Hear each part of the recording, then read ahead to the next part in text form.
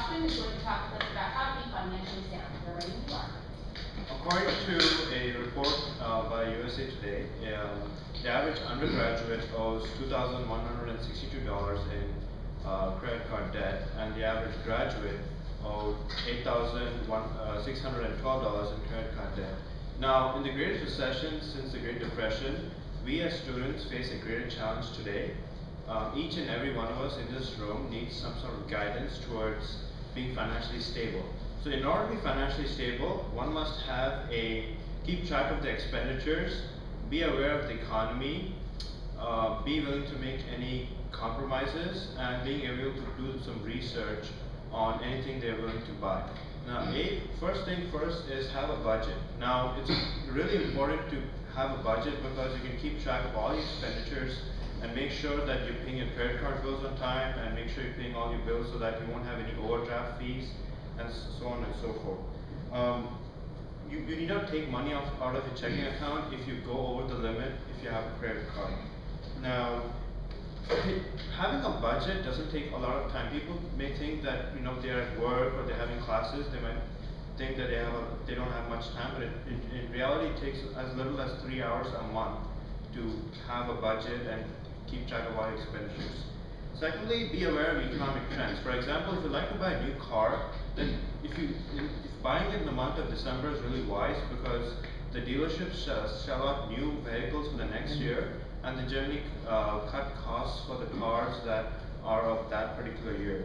Now, according to Tom Keene, the economy is growing at the rate of 2% instead of the normal rate of 7%, and this graph shows the supply and demand curves and the recovery of our economy.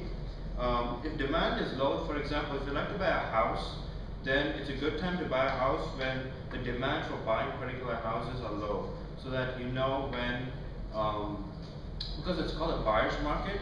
So if the price of a particular house is low and you know it's going to appreciate, then you should buy it, and for the long term it will appreciate as the market increases.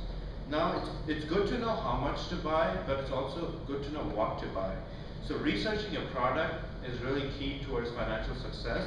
For example, I went to Michigan and I want to buy a laptop, and the laptop costs $50 less in Michigan, and I had to pay a 3.75% less sales tax in Michigan.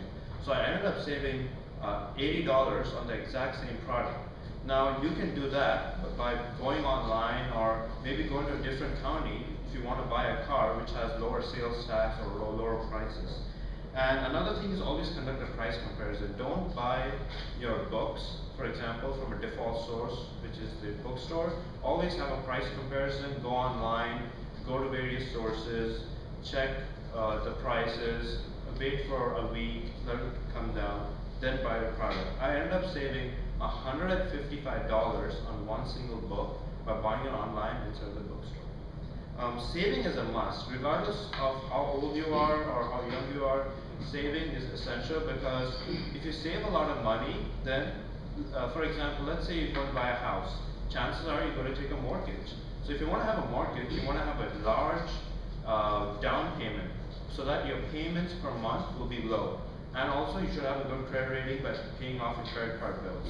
So by saving a lot of money, you have a huge down payment, and it'll show the bank or the lender that, oh, you're capable of saving a lot of money and making money and paying it off. So it makes sense to save a lot of money so that you have low payments, and over the course of 30-year mortgage, you'll save a lot of time.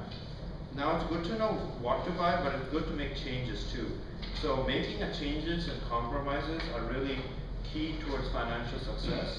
According to Ramit Sethi, who is a financial advisor in the Bay Area, he says that he tells young people not to spend. He doesn't say that. He says that spend on things you like, but cut down spending on what you don't like. For example, if you like to travel, then it's always good to spend wisely on hotels and air ticket expenses.